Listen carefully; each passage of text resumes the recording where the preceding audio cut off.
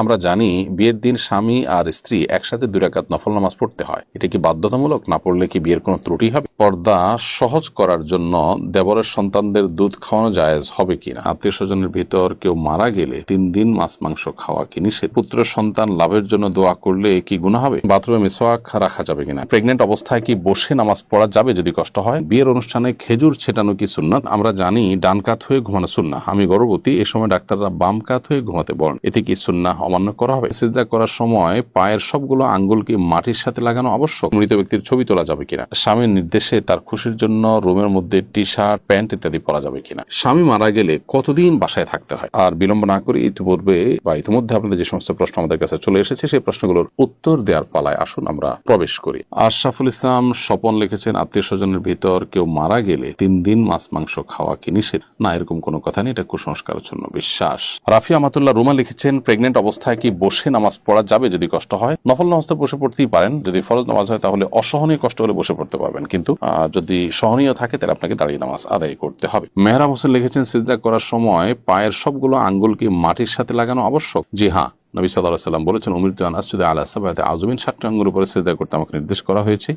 তার মধ্যে একটা হলো যে কপাল, নাক, আরেকটা হলো 2 হাত, আর 2 হাঁটু, আরেকটা হলো 2 পায়ের আঙ্গুলগুলো। এই জন্য এগুলোর উপরে সিজদা করতে হবে।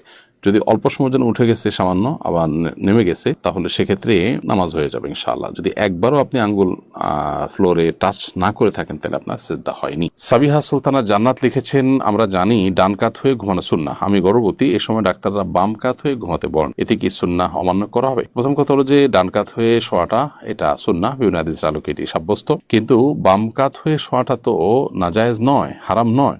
বিশেষ করে আপনি যখন অসুস্থ আছেন তখন আপনি যদি ডান কাত হয়ে শুইতে না পারেন, ডাক্তারের পরামর্শ আপনাকে বাম কাত হয়ে শুইতে হয়, তাহলে সেক্ষেত্রে আপনি স্বাভাবিক অবস্থায় ডান কাত হয়ে শুইলে যে সওয়াব পেতেন এখন বাম কাত হয়ে শুইলে সে সওয়াব পাবেন। কারণ অসুস্থ অবস্থায় কোন আমল করতে না পারলে সে আমলটা যদি সুস্থ অবস্থায় করার অভ্যাস থাকে আল্লাহ তাআলা সেম সওয়াব দান করেন, বিভিন্ন হাদিসের আলোকে সেটি প্রমাণিত। সুরাইয়া শারমিন মুক্তা আপনি লিখেছেন, স্ত্রী কি স্বামীর কবর পরিষ্কার পরিচ্ছন্ন করতে পারবে? উল্লেখ্য এটি একটি পারিবারিক কবরস্থান, পাবলিক কবর নয়। উত্তর হলো হ্যাঁ, এটা নাজায়েজ কিংবা নিষিদ্ধ হবে না যদি পরিষ্কার করার মতো ভিন্ন কোনো বিকল্প ব্যবস্থা না থাকে। এমনি ঘন ঘন বা অনেক বেশি কবর জিয়ারত করার পরে হাদিসে নবী সাল্লাল্লাহু আলাইহি ওয়াসাল্লাম নিরুৎসাহিত করেছেন মেয়েদেরকে। সেটার অনেক কারণের ভিতরে একটা হলো যে তারা অনেক বেশি আবেগপ্রবণ হয়ে থাকেন এবং নিজেদেরকে হয়তো নিয়ন্ত্রণ করতে পারবেন না, এরকম কোনো সিচুয়েশন যেন তৈরি না হয় সেই জন্য নবী সাল্লাল্লাহু আলাইহি ওয়াসাল্লাম নিষেধ করেছেন, অনেকে বলেছে। তো পরিষ্কার পরিচ্ছন্ন করার প্রয়োজনে যদি তিনি করেন এবং তার পর্দার খেলাফ না হয় তাহলে সেক্ষেত্রে তিনি সেটা করতে পারবেন। সাগর হাসান লিখেছেন, মৃত ব্যক্তির ছবি তোলা যাবে কিনা? যিনি জীবিত তারই ছবি তোলা থেকে আমাদের বিরত থাকা উচিত। মানুষ মারা যাওয়ার পরও ছবি যথাসম্ভব তোলা থেকে অবশ্যই বিরত থাকাটা আমাদের কর্তব্য এবং উত্তম। এরপরও যদি কেউ